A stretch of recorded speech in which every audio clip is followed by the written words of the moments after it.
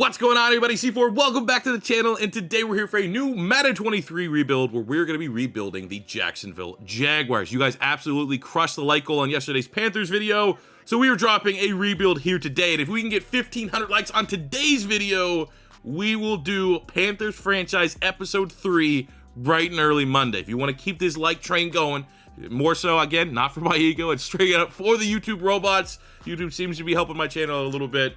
We will keep rocking and rolling tomorrow with a Panthers franchise episode. Now, sorry for the late upload whenever this is coming. Saturday into Sunday, which is last night, I was up till 3 a.m. recording a Jags rebuild. It was an online rebuild. I got to year 4, and I was like, you know what? I'm going to be able to wake up early on Sunday, finish this, upload it early. And there are some big-time issues going on right now with Madden 23 servers. I went to bed last night, very tired at 3 a.m., year 4 of the rebuild. Very fun rebuild. Had some cool players that we drafted on offense and defense. Woke up this morning, and it was regressed back to the first offseason, year 1. It's just like I wasn't saving. I hope, none of you guys are experiencing those issues. I thought today was going to be a complete write-off, but you guys are absolutely crushing it. The momentum of the channel. I was like, you know what? We're going to put in the time, put in the work. We're ready to go. I'm just going to redo this entire rebuild, offline franchise, and get it out to you guys. So, again, apologies for the late upload. It's just Madden online servers are real bad right now. So let's take a look at this Jag squad. And the biggest decision for me to want to do Jacksonville is the relationship between the new head coach, Doug Pederson, was a very important figure in my football fandom, bringing the Super Bowl to the Philadelphia Eagles, and Trevor Lawrence. At one point, Doug Pederson had Carson Wentz playing like an MVP candidate. Can he do the same here in Jacksonville? Now, there's something to be said whether or not that was Doug Pederson that got Carson Wentz playing like that, or maybe was it Frank Reich. But, Frank Reich had a second chance with Carson Wentz in Indy, and it didn't work out there. So at least it puts a little fuel to the fire that maybe Doug had something or deserves more credit for the success of Carson Wentz. And I hope that we can replicate that here with Trevor Lawrence. In the backfield, two terrific running backs that complement each other. We have James Robinson, 84, more of a power back. With that star dev, he's only 24 years old, and then you have the absolute complement here in Travis Etienne, who's going to be that elusive, and I'm actually probably going to be spending a lot of points into the receiving back archetype, so he can straight up be a perfect complement to the power back of James Robinson. So I'm very happy with that. We have Marvin Jones Jr., Christian Kirk, and Laviska Shenault. Marvin Jones Jr. does have the mentor tag, so all the wide receivers on this team are going to be getting additional XP just by him being there, which is huge, especially for someone like Laviska Shenault, who's very much a developmental wide receiver. And then we have Christian Kirk, who single-handedly destroyed the wide receiver market with his ridiculous contract last year in free agency. But, that you can't really look past that. It's a bad contract. But the player itself, 25 star dev, 81, he's a damn good player. He's a very productive player as it relates to at least a Madden skill set. He probably could break out in real life if that Jags offense gets really rolling there. So I'm happy with him. He's a good, for his age as well, for a 5-year rebuild. He's in that money zone. He's going to be a good player for us. We got Evan Ingram kind of on like a flyer deal, short-term deal at tight end, glorified wide receiver trying to play tight end, but it's not a brutal player. Jawan Taylor, we got Brendan Scherf coming over from the Commanders, 87 superstar. Fortunately, though, he is 30, which is not that, I'm almost 30, but in a Madden standpoint, he's close to his ceiling. He's pretty much at his ceiling. 87 superstar is going to be as good as he probably gets. I'm going to go rookie Luke Fortner out of Kentucky as our starting center. We have Ben Bartz for the dev trade and Cam Robinson there at left tackle. On the defensive side, this is where this team gets a little interesting. What I want to do is we're going to shuffle around this front three. We're going to kind of spread these guys out because, let's be honest, Dwayne Smoot, 260 pounds, is not a 3-4 defensive end. So what we are going to do is we're going to take Fatou Kassi and move into one of the defensive end spots, and we're going to keep Davon Hamilton as a nose tackle. So that kind of just frees up one more 3-4 defensive end that we need to try to find through free agency or the draft. Linebacking core, we got Travon Walker and Josh Allen coming off the edge. Josh Allen, very underrated, 85 star dev, speed rusher scheme fit. This is a guy that just can do it all. Perfect 3-4 outside linebacker prospect. And I think he can be absolutely one of the pillars of this rebuild. We have Olukun, Devin Lloyd, who had the first round, and then Chad Muma, who has a hidden dev. I think, even though it's, this isn't going to be branded a realistic rebuild, they just signed Olukun. I'm actually going to throw Olukun up on the trade block here. All things considered, we don't really need him. He's a tackle machine. He's one of the best tacklers straight up in the NFL. One of the most productive tacklers straight up. Should have a decent market for him. But I think, the best bet for this team going forward is just committing right away to the rookie Devin Lloyd and the rookie Chad Muma as our middle linebacker. So that is what we'll do there. And then we got Travon Walker as our edge rusher. Freak of nature. 1-of-1 type athlete. 76 hit and depth. He is 6'5", 270. We got 88 speed, 92 acceleration, 88 strength, 88 jumping, the 82 pursuit. The block shed looks good. He's, got a little bit of a work in progress to go as far as putting it all together, putting all the tools to get to becoming an elite edge rusher. But I think he can get there. I absolutely think he can get there. The athletic base is already there. So we can do that. We can figure that out. We'll go Cisco at strong safety, a little bit more of a ball hawk. We got Jenkins. We got Shaquille Griffin. Darius Williams coming over from the Rams. Tyson Campbell at corner. So the secondary is, a little bit of work in progress, but at least we have two kind of established corners we can rely on as we try to rebuild this secondary. So let me just quickly revamp this front three, and I think we're going to be ready to go for year one. This looks a little bit more like what I want. Robertson Harris, Hamilton, and Fatou Kassi on the front three. We got two interesting offers for Olukun right off the bat. Jordan Lewis and a 5th-round pick from the Cowboys. Derek Nottie and Justin Watson from the Chiefs. I think Nottie makes the most sense because he can contribute right away to our front three. For someone like Jordan Lewis, who'd be that third corner. We have Tyson Campbell there. Might be a little bit more of a developmental guy. So I think we're going to take that. Nottie, I think he's contract year. We're probably going to have to make him a contract offer at some point this year. But at least our front three now and the path for our two rookie linebackers to play is wide open. We also have a mentorship. Again, cannot stress enough how important it is having mentors on your roster. And we have it for Laviska Shenault. I think in his case, we definitely want to work on his route running. I think our scheme is slot. So let's get him to work on the short route running so that maybe we can develop Laviska Shenault into a slot playmaker. Gets +2 release and 2 short route running. Year one's always the biggest wave of roster cuts, and unfortunately, it's going to be the end of the line, and we're saving $2 million. Moving on from this guy known CJ Beathard. I think really the last piece of roster business is I think someone maybe like Caleb Chaisson, who was a high draft pick, doesn't really have a path to playing for us. We'll throw him up on the trade block and see if, like Olukun, we can get a starter at a different position coming back as far as our compensation. Our season goal, kind of, double back to my initial thoughts of I think the Jags could be surprising this year. You might assume we might just take the easy way out, get this 4 wins. I'm going to go a little bit more bold, and I think we can hit 7 wins this season.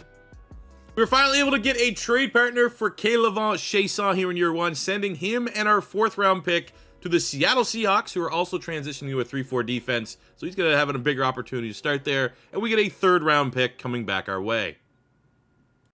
As far as business is concerned for year one contract extensions, we don't have a lot of salary cap. Not surprisingly, the Jags have been spending a lot, but there are obviously priorities that we need to make sure we lock in. First up is Josh Allen.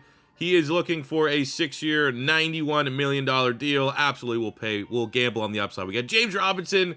I'm just, maybe you don't offer him this because you have ETN, but I'm a very big James Robinson fan. I think we can just keep rocking and rolling with that.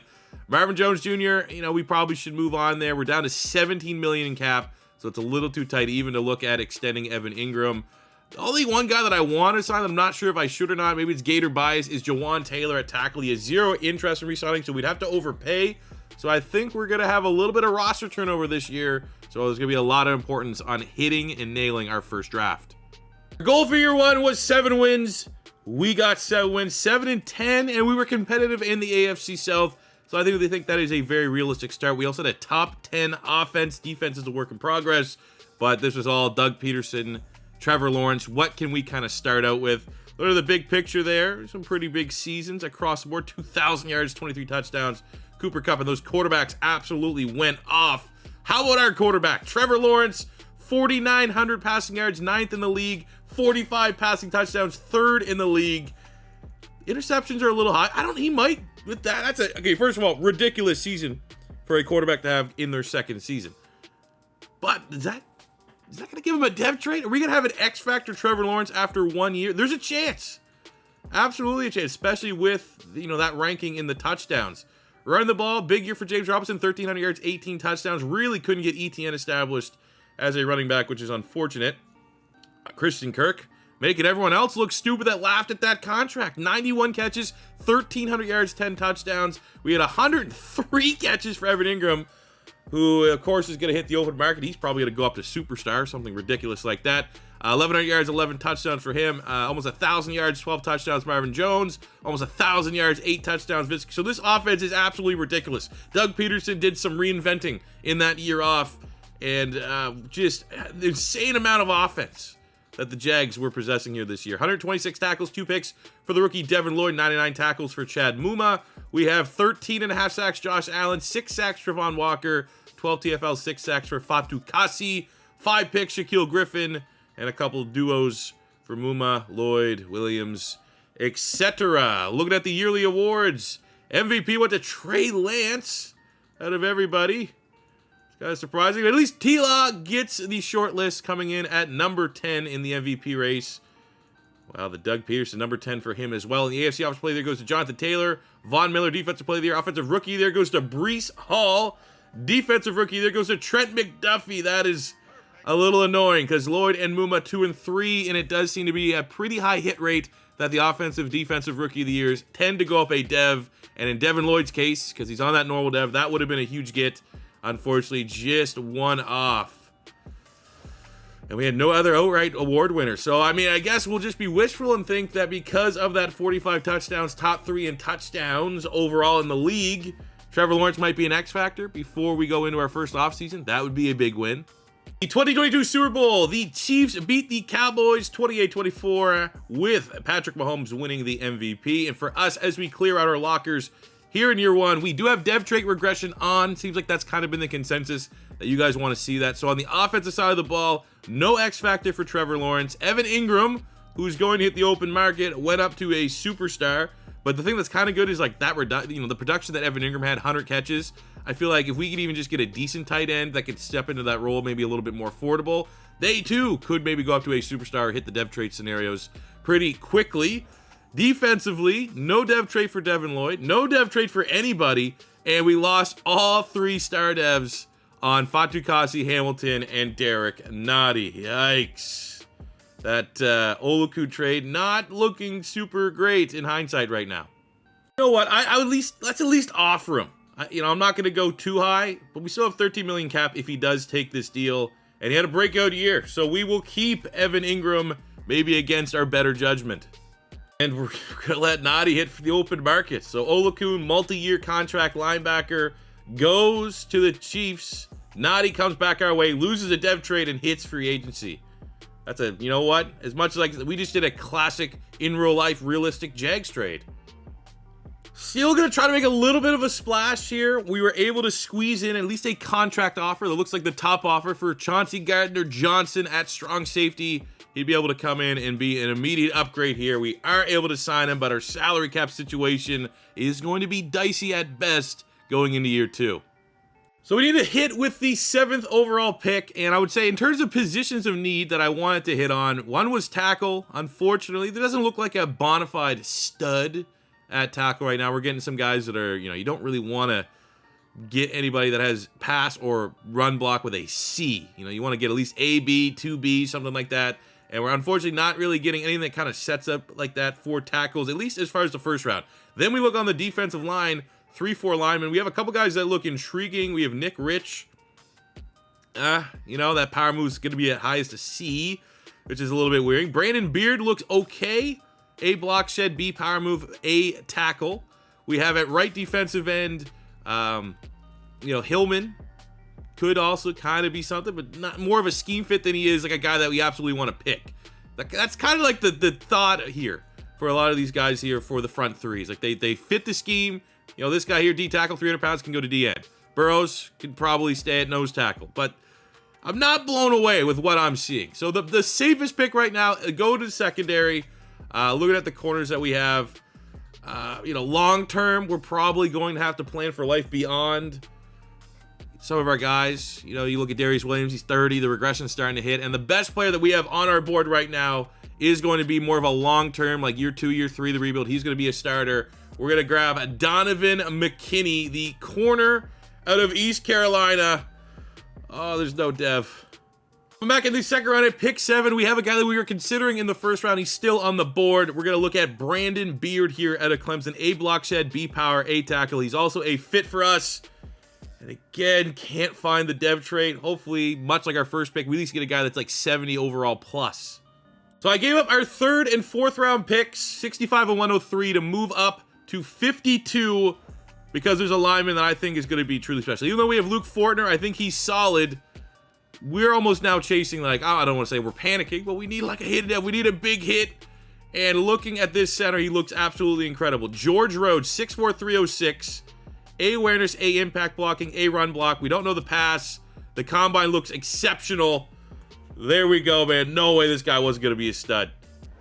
And I'll say, you know what? The draft board has absolutely fallen to us because this was maybe the other player I was thinking about trading up in the second round. He's still there in the third. LaRon Charleston at tackle. So looking for someone that can compete with Walker Little at that right tackle spot. A awareness, B pass block, B run block. The combine, it's not the best. It's also not the worst. So we're going to pull the trigger here, and we get a hidden dev tackle. Let's go. Oh, we're on fire. I didn't even, I was just like, we're just filling out our depth chart right now. I need more bodies. This guy's a fit. 6'4", 313 DN. Brandon Everett out of Notre Dame also pops with a dev trait. Madden knows it robbed us and me of staying up to 3 a.m. in the freaking morning and then just completely ruining my save. So it's like, you know what? We're going to help you out with some good draft picks here. This is a joke. I got to just start recording all my picks right away. Joe Stewart, outside linebacker, literally went, we have one right outside linebacker. He is a power rusher. He's a 3-4 outside linebacker. That's the only reason why I picked him. Hidden dev. Falling ass backwards into them at this point. So let's look at our draft recap. I can at least say this, knowing that I still remember the first 4 years of this Jags rebuild that never existed. This was absolutely a better first draft than what we had. Donovan McKinley, normal dev corner, but he comes out 75. So I'll absolutely take a 75 overall player. We got Beard in the second round, even though there was no dev trait. We got the dev traits later on in the draft. Still for a high base rating, I'll take a 73 rotational guy. And again, for both these, if they can get somehow on the field, get that defensive rookie of the year, they will get that dev trait increase. We got George Rhodes, 73 hidden dev, day one starter at center. Guy looks pretty much like the successor to freaking Jason Kelsey. 85 acceleration, ridiculous. Loves getting downfield, making some blocks. Charleston at tackle, hidden dev 72. He's going to most likely be our day one starter at right tackle. We got Brandon Everett, 65 at DN, developmental guy, but I'll absolutely will take the dev trait. Because we have dev trait regression on, though, I'm a little bit more worried about these steals with dev traits because they're just not going to play, and unfortunately, they're probably just going to kind of whittle away to normal, but at least might get a little bit of good development year one while they have the dev. And then we got Joe Stewart at pass rusher, 64 with that hidden dev. Might have to find a way to get him on the field in subsets or something. It just sucks. Those guys are going to be losing their devs. And we finished out with a 65 tackle, 66 tight end, an outstanding draft class mixed with high overall players and dev traits.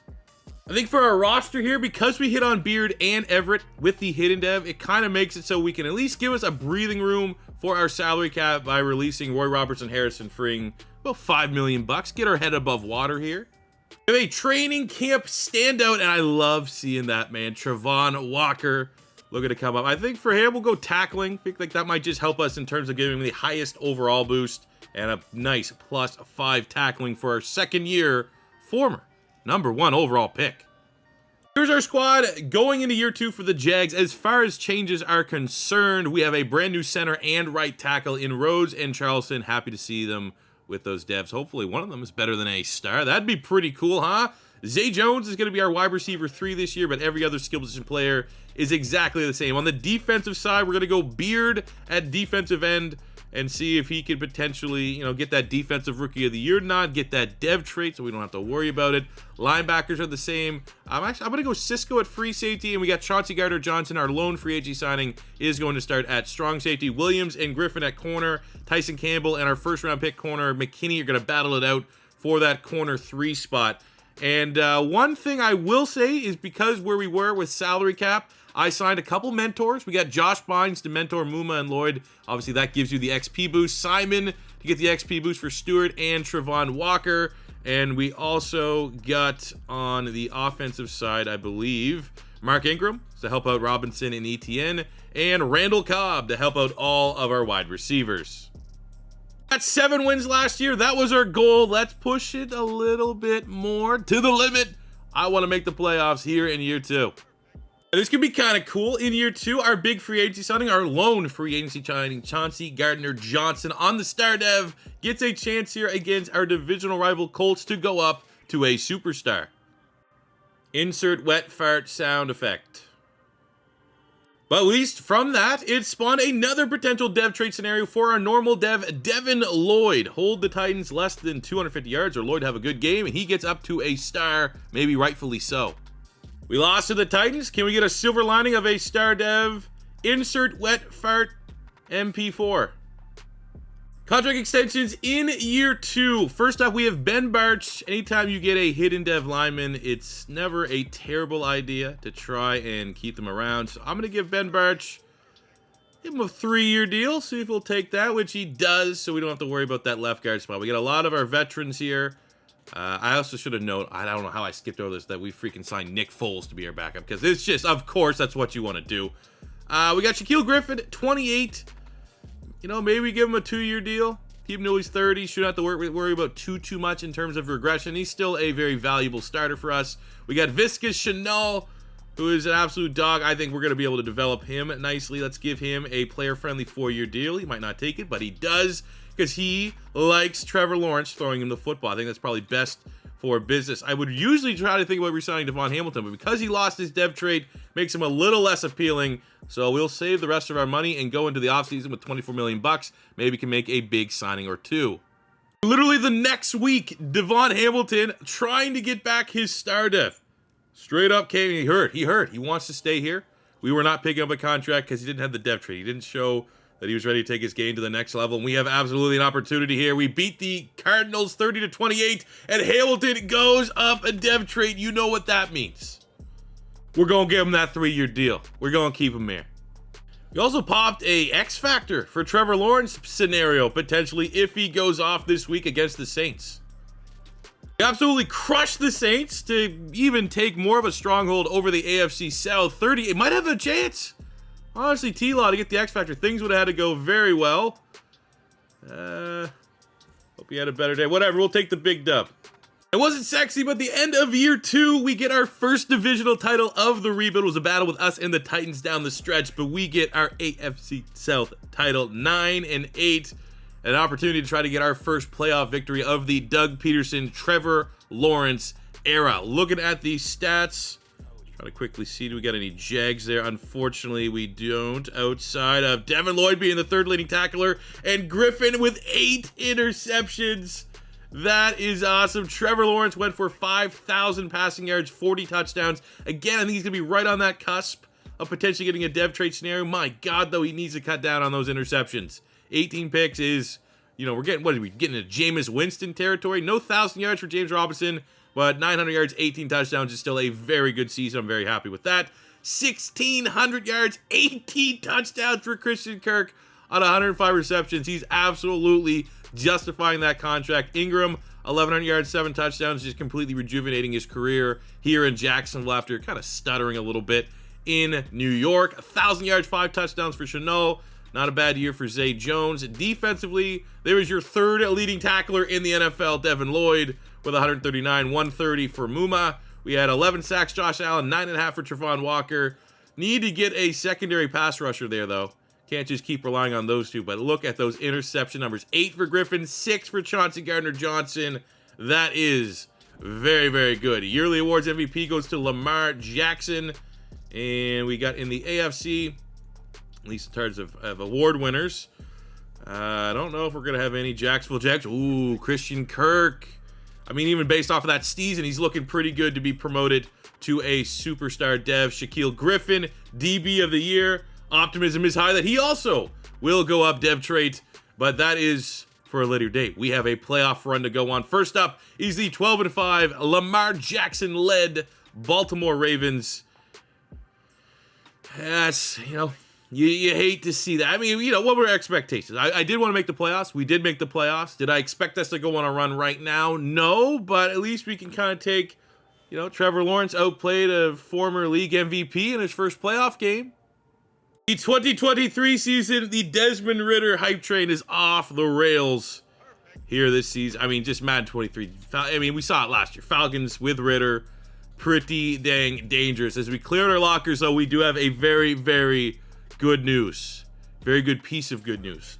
Okay, T-Law didn't go up to X Factor. Christian Kirk went up to Superstar. Rhodes, our freak center, our Jason Kelsey for Doug Pederson is star. But look at Charleston. Was he our 3rd or 4th round pick? He popped Superstar lineman at right tackle. So in one draft, Doug Pederson gets his Lane Johnson and his Jason Kelsey to kind of, get what we had in Philly. On the defensive side, we also had a couple devs. Fadukasi went back up to a star. We had Griffin, who got DB of the year. He's up to Superstar. Chauncey Gardner-Johnson is up to Superstar. Devin Lloyd is up to star. And I'm pretty happy with that. All things considered, one, made the playoffs. Had no one really go down regression. Only guys got better. That's looking well for year 3. So if you don't know, right now there is an issue with free agency. Way too many, it's good, it's fun. It makes the chaos of it is ridiculous, but clearly teams aren't properly re-signing their players. And I also just wanted to show you that I really did think it would be awesome to try to reunite T. Higgins with Trevor Lawrence. There's just we can't afford it. I can't even offer a fair offer. But for these rebuilds, until free agency gets fixed, I'm just gonna more so just highlight who we're trying to negotiate, because I'm gonna keep it a little realistic and sign guys that actually might have a chance of hitting the open market. So just to keep the immersion as much as we can, I will just show my signings so you guys don't see the broken, the market, the free agency market. So we need a wide receiver. There's no good wide receivers in the draft, and I need that 3rd wideout. So we're gonna take a look here at Darnell Mooney, the speedster. Complements what we have. We can go Kirk on the outside, Chanot and Mooney on the, Kirk on the inside, Mooney and Laviska Shenault on the outside. And that should hopefully help take Trevor Lawrence to a spot where maybe we can get that X Factor dev trade finally.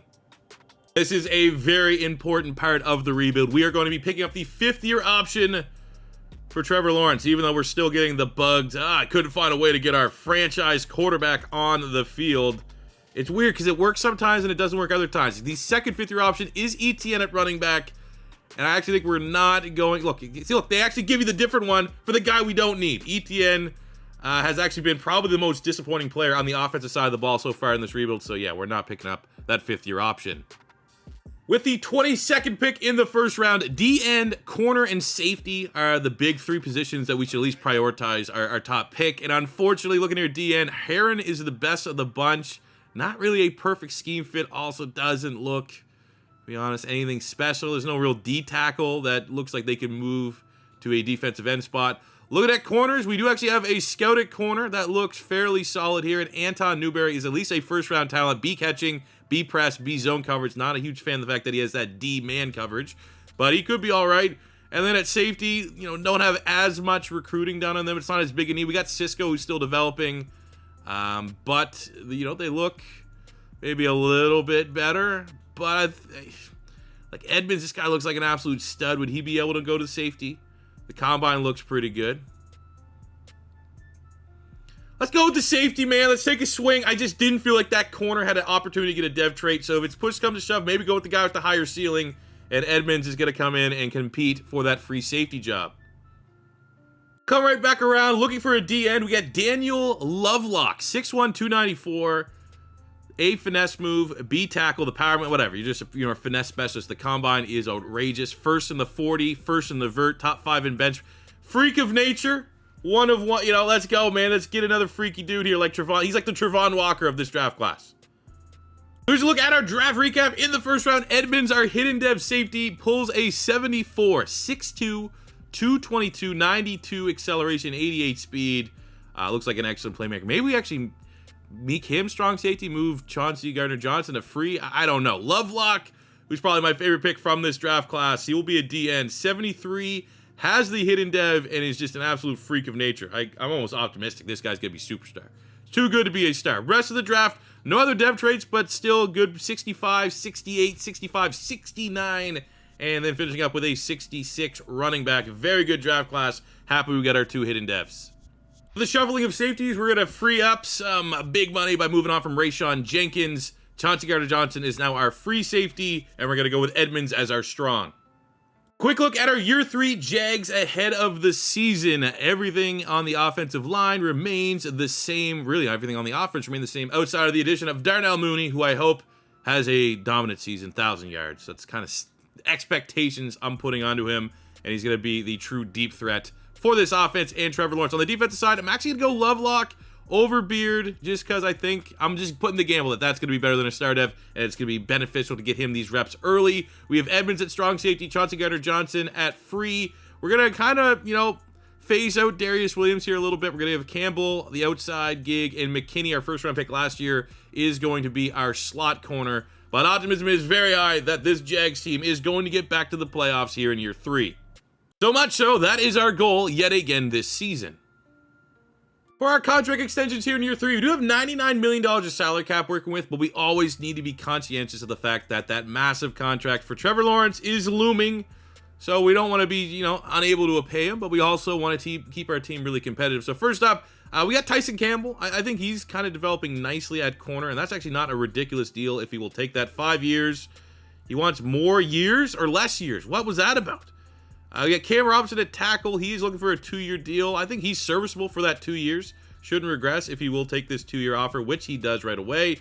Looking at the rest, we got Brandon Schriff at guard. Pretty much want to run him into the ground. Let's see if we can give him a 2-year deal. Keep him around to he's 34, really until he retires. Fatou Kassi at D-end. I think we can replace him. We get a lot of depth there. ETN just hasn't really earned a contract extension, unfortunately. Again, I think he's been disappointing. I thought we might have a better 1-2 punch balance, especially with how much we throw the ball. He's our third down back. I thought he'd have some bigger reception numbers. But I will come back to the table, slightly alter that deal for Tyson Campbell, make sure we can lock him into a contract extension, and we'll still be able to go into the offseason with, $65-ish million of cap room to do some damage. I guess 5 years was too much. We knocked it down literally to a 4-year deal, and we got him signed up. Year 3 is a weird year for the Jags. We didn't really go forward, didn't really go backwards too much, just 8-9, made the playoffs. Is that all that really matters? We got our ticket to the lottery. We have an opportunity. Wish it was easier, wish we were more impressive, but, sometimes it's going to be ugly. Sometimes you got to find a way to win ugly, and I'll take that as like the positive, the silver lining here. Trevor Lawrence, little dip in production here. Everything's down. Maybe we just ran the ball a little bit more. Touchdown interception ratio is still pretty good. 34 tutties, 4,700 yards. Yeah, we did let James Robinson do the thing a little bit more here this season. 1,300 yards, 17 touchdowns. That is huge for J-Rob. On the receiving front, Christian Kirk continues to absolutely crush it. 1,300 yards, 10 touchdowns. We had 1,200 yards, 11 touchdowns for Evan Ingram. Mooney came in, not a crazy return on investment. We also didn't pay S-tier money for him.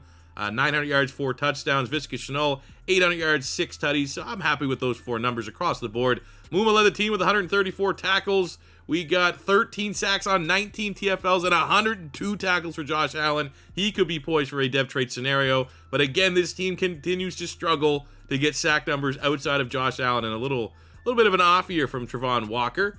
Interceptions also down from a year ago, but Chauncey Gardner-Johnson leads the team with 3. Griffin also has 3. Campbell, in his first year starting the outside, finishes with 2. MVP goes to Joe Burrow, and burning through this to see if we have any award winners, or at least anyone that was close to an award winner. Unfortunately, we didn't. It was just an ugly year. An ugly year that still yielded in the playoffs. You know what? That's better than an ugly year that means no playoffs.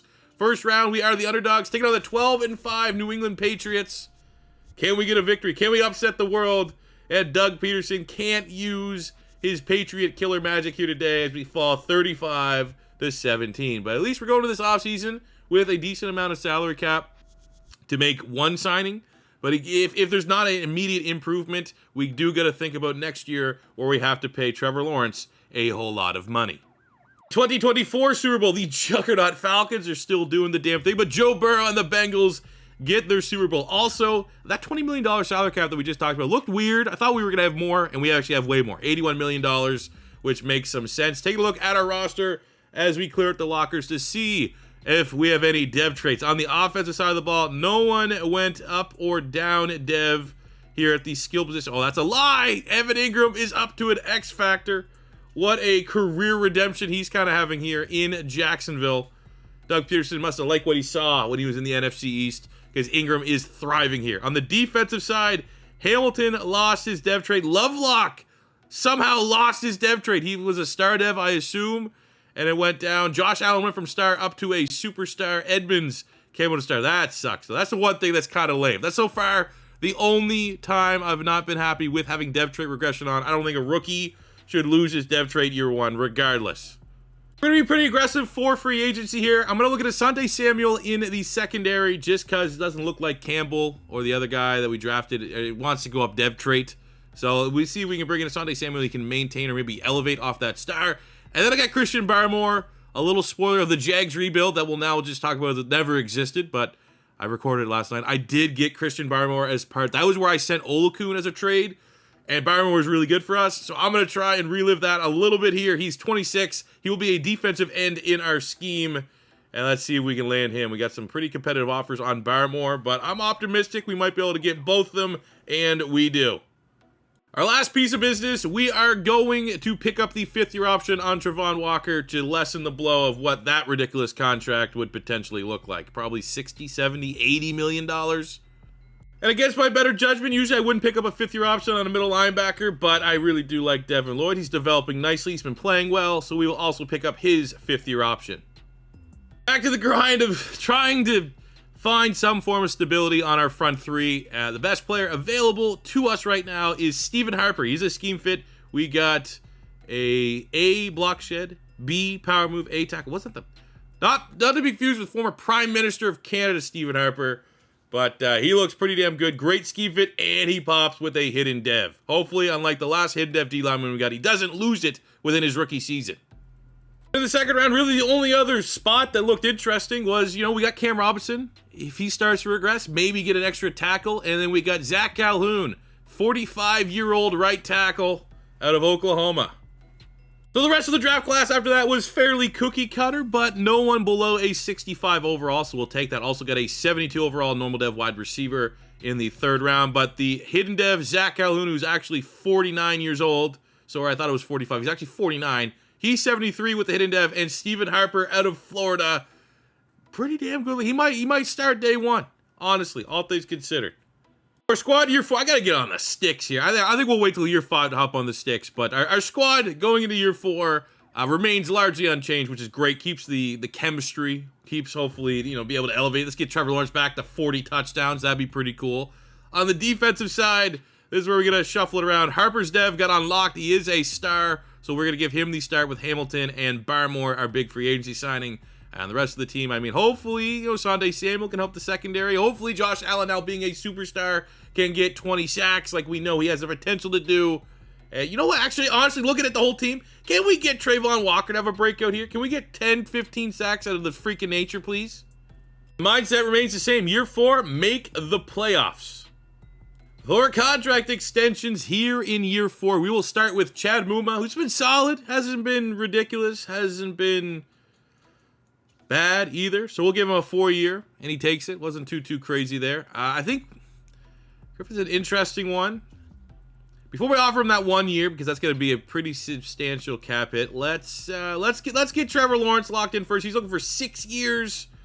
We got $241 million, and we lock him out. We still got 61 in terms of salary cap. We're going to renegotiate here on Christian Kirk, who's absolutely been crushing it for us here in this rebuild. I think we have more than enough money to at least comfortably offer Shaquille Griffin 1-year deal.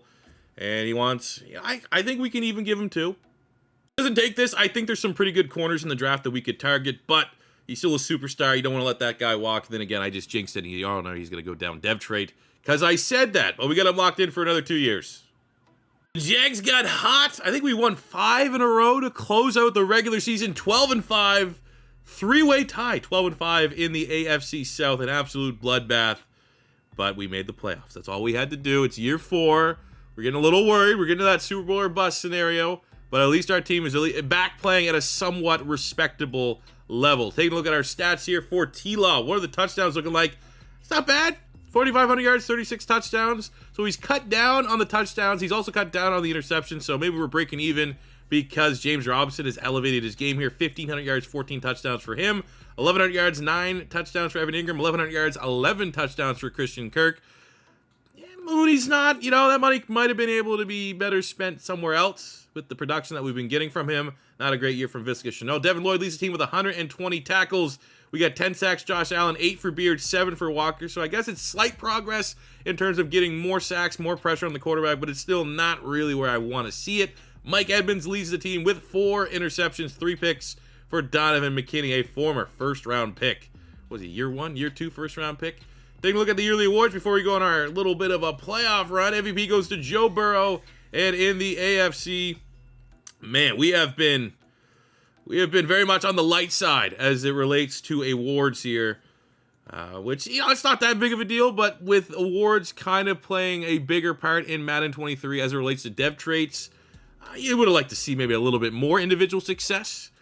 But let's see here for the playoff run. We get a victory, 28-24. It took long enough, but we knock off Lamar Jackson and the Ravens in a game that Trevor Lawrence crushed it for us. 290 passing yards, 3 touchdowns. The Jags are moving on. What a juicy matchup that is. The 5-seed Jags, the 6-seed Titans. Both teams 12-5. Both teams absolutely hate each other. Let's see who the best of the... I mean, I think we got a lot of momentum right now, but we also don't have a whole lot of playoff success, and that is very successful indeed. 35-21, the offense on full display. Trevor Lawrence is crushing it here in this playoff run. He wasn't... I don't know if he gets the game ball outright, though, like that first game. Maybe it was someone that stepped up. Devin Lloyd, TFL, had an interception, 2 sacks for Josh Allen. Nothing too crazy, but man, oh man, do we have a tough test here in the championship as we got to try and take down the 1-seed Bills with Josh Allen. We're a better team, though. They're an 85 overall. We're at 90 overall. Madden 23 is supposedly the year of that your better team wins, but, you know, that's not a bad one. You know they got Josh Allen. You know they got a crazy X factor. Things will happen. Things will go wrong. I know it's probably more so T-Law did not play particularly well. 2 interceptions on the day. But we got a little bit of a run, a little bit of playoff success, a little bit of playoff momentum to carry that into year 5. The 2025 Super Bowl went to those damn Cowboys as they beat the Bills. I mean, at least we saved ourselves the utter embarrassment of losing to the freaking Cowboys in the playoffs. And the close out year 4, what kind of dev traits are we bringing for the final year of this rebuild? Offensively, it remains the same. I wasn't really expecting, maybe J-Rob could have went up something, but no one else I was expecting. On the defensive side, though, pleasantly surprised. So first up, clearly after we signed Shaquille Griffin, he was going to lose that superstar, and he did. But we did gain an X factor in Josh Allen. We did gain Devin Lloyd going from star up to a superstar, which is nice. Unfortunately, a little bit of regression here as well in the back end as Chauncey Gardner-Johnson fell from a superstar down to a star. But still, the 90 overall rating, I'm not overly worried about the dev trait. It's our final free agency period, so we're going to swing for the fences here. First, we're going to take a look at DeForest Buckner, the veteran. He's probably chasing a Super Bowl ring at this point. If we can land him, we are going to convert him to defensive end. And then, you know, free agency is a little bit broken, but I got to try to take advantage. If he's there, and we get him out of the division and make him put him on our team. I don't want to go up against one of the Texans, so we're going to try and land Derek Stingley outside corner, and we are able to land both of these big-time superstars on the defensive side of the ball. Might be a little late at the buzzer, but in our final draft, we got gotta be a stud here. Diamond in the rough. Shaq Spears, top 5 in talent, sitting there for us right at the end of the first round. You wouldn't know based off the key ratings. The combine is pretty good, but this is obviously where scouting helps you out a little bit. Because, I mean, I wouldn't have been able to tell this guy was a stud. And, well, no dev trait, but he's probably going to be a very high base rating. And the rest of the draft was just filling out the depth chart, pretty much adding depth to needed. This is nothing too crazy. And Spears comes out as a 76 normal depth. Something like, well, it feels like you get top 5 players and it's top 5 rating. Doesn't always have a dev trait tied to it. But he's a nice looking corner. Might not see the field a whole lot, but you know, we got him. So we enter a year 5 Super Bowl or bust. Here is our Madden 23 Jags rebuild squad. We didn't get the X factor for T-Law, but 95 superstar is still very good. J-Rob 95, Christian Kirk, who made everybody that laughed at that stupid contract. It was a stupid contract, but at least in the context of this Madden rebuild, he was absolutely dominant and a lot better than even Darnell Mooney and Laviska Shenault. The O-line is great. We have our Jason Kelsey regen. Schrift made the whole run. Charleston, we got the Kelsey and Lane Johnson that Doug Pederson so clearly wanted. Evan Ingram, what a breakout. 88 with the X factor. That's pretty awesome. Now, on the defensive side, we got Walker, Lloyd, Muma, and Josh Allen. They made the whole rebuild. They developed very nicely. Edmonds, who we drafted, Chauncey Gardner-Johnson, who we signed. The front, you know, everything else has kind of been the lazy way of rebuilding to a extent, where we just, you know, signed Stingley, we signed Samuel, we signed Buckner, we signed Barmore. Luckily, we did draft Harper, but hopefully we get our pass rush in order, because their pass rush has been kind of spotty throughout this rebuild. Hopefully our secondary gets in order. It's been inconsistent to say the least. And offensively, let's see T-Law and these guys go to work here in year 5. We got to get that Super Bowl, man. I don't want this to be our first rebuild that goes down as a failure. We are setting incredibly high Super Bowl expectations here for year 5. I was getting ready to like drop the biggest rage of Madden 23 so far when I just looked at this. I was like, and you see your name, you're like, we didn't make the playoffs. But we got the first round bye, 13-4. We put our best season, well, we had 11 wins. 12 wins was our best till this point. But we get 13 and that 1 seed in the AFC. Absolutely earned. I mean, our team's good enough. Our team should be doing that kind of damage, and at least we were able to execute here in year 5. Doug got these guys firing on all cylinders. Look at the big picture. We got Christian Kirk, second in receiving, 110 catches, 1,600 yards, 21 touchdowns. That is absolutely absurd. Look at the rest of the year. So I assume Trevor Lawrence had a good year.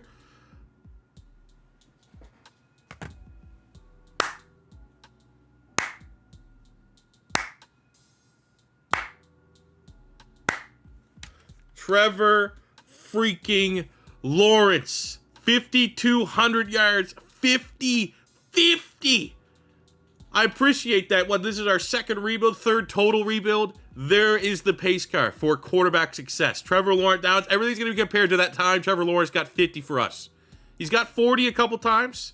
He's generally been pretty good, but I mean, consistency hasn't always been there.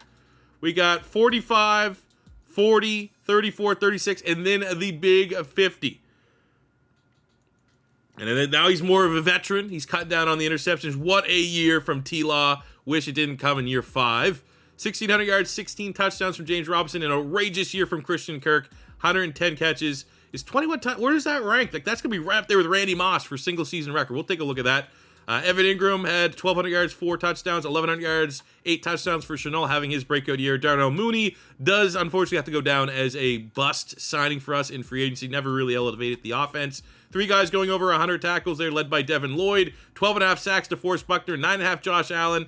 The sacks never really got going here, unfortunately, in this rebuild. Pass rush, secondary, again, no true ball hawk. We had that 1 year from Garrett Griffin. I think he had 5 or 6 picks. No, he had 8 picks. I take that back. Other than that, though, it just, the consistency wasn't quite there. To take a look here at the Jags, what is the receiving touchdowns in a season? He's up there. 21. Right there. Congratulations, Christian Kirk. What a season. Looking at the awards, yearly awards. MVP goes to Trevor Lawrence. Coach of the Year goes to Doug Pederson. Offensive Player of the Year goes to Christian Kirk. If we can make it to the Super Bowl, where all those dev traits get popped, we are going to be so freaking strong in that Super Bowl. Trevor Lawrence, Quarterback of the Year. Christian Kirk, Wide Receiver of the Year. How can we screw this up? I'm just thinking about all the different ways that we can just be one and done in the playoffs. But optimism is incredibly high right now around this Jags team. In the division round, kind of a theme so far of our playoff runs is dealing with the division. We have the 10-7 Tennessee Titans. We probably should play the moments here, but I'm confident in our squad that we can at least make it to the championship game, and we'll play the moments here, get on the sticks for the final 2 games if we can handle business. Oh my God, look at that, 66-42, 100 points combined. Wow. I mean, at least it kind of makes sense to the ridiculous 50 touchdowns that we saw with Trevor Lawrence. Parks, this guy, crushed it as well. He did have the 2 picks. He's a younger quarterback, though. He's a rookie. That's a ridiculous stat line for, imagine a rookie quarterback doing that in their first game. But T-Law absolutely took this game over. 5 touchdowns, no picks. It is our year. He also, 7 touchdowns for Trevor Lawrence. That is your MVP. 142 yards, James Robinson. Kirk crushed it on the defensive side. We got some good pressure. We got 2 picks for Derek Stingley, so getting an immediate return on investment there from our big money signing, but over 100 points scored. That is an all-time game. It's going to be one of probably the best game ever happened between the Jags and the Titans. And now we are in the championship game and a revenge to try to go against the Buffalo Bills and bring down Josh Allen. We're going to hop on the sticks for this one. It's going to be play the moments, but we probably will have to come in and play a couple moments to get this one over the line and appear in the Super Bowl. Of course, it's raining. This team needs this win bad, though. Like, if we can go to the Super Bowl, we're going to have 2-3 new X factors. That's going to completely put this team over the top. So we get a touchdown on the opening drive. But I think if, 100 points was scored in the Titans game, 100 points can definitely be scored with these two incredibly high-powered offenses. But it looks like, man, we are the hungrier team in the first half. They do get that late touchdown, which is kind of annoying, to be honest with you. 2 straight scoring drives for the Buffalo Bills. Get 17 on the board, but we are just, when we go on a drive, we are not getting anything less than a touchdown. But I'm going to come in here. 3rd and 3 on the 49. I don't really like any of those play calls, to be honest with you. I won't go for the, let's go for the run. Keep it on the ground here. We're going to run right at, I don't know who 50 is, Ed Oliver. Von Miller might still be there. We get 0 penetration because, of course, we don't. It's Greg Rousseau. Gets the TFL. I hope I didn't just botch that. They turned the ball over. Yes.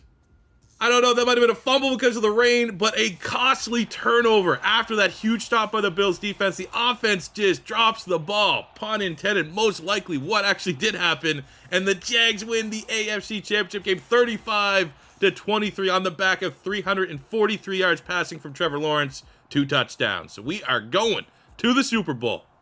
Look at it. Just look at it. J-Rob gets up to superstar. Kirk becomes an X factor. Just look at it.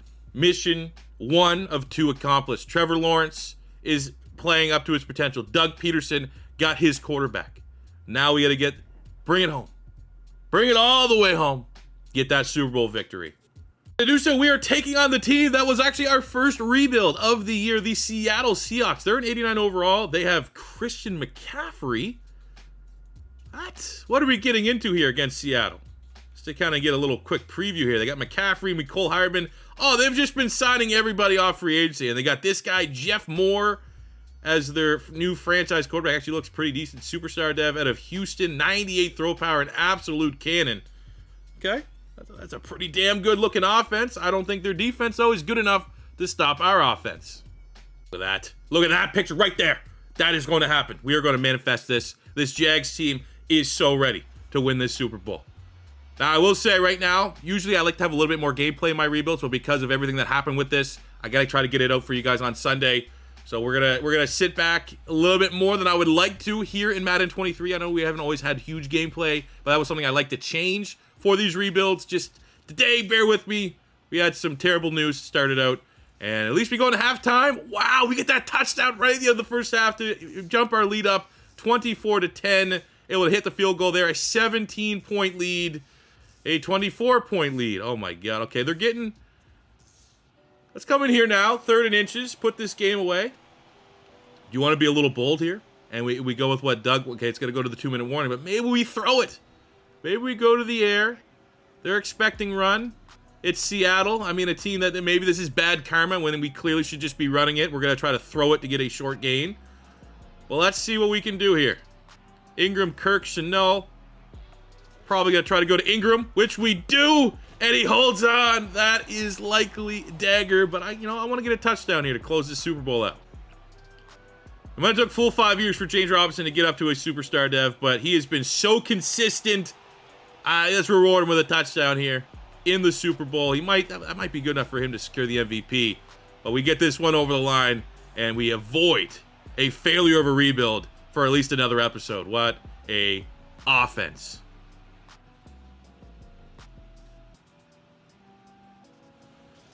And when all said and done, we'll take it, man. It took a minute to get here. I lost.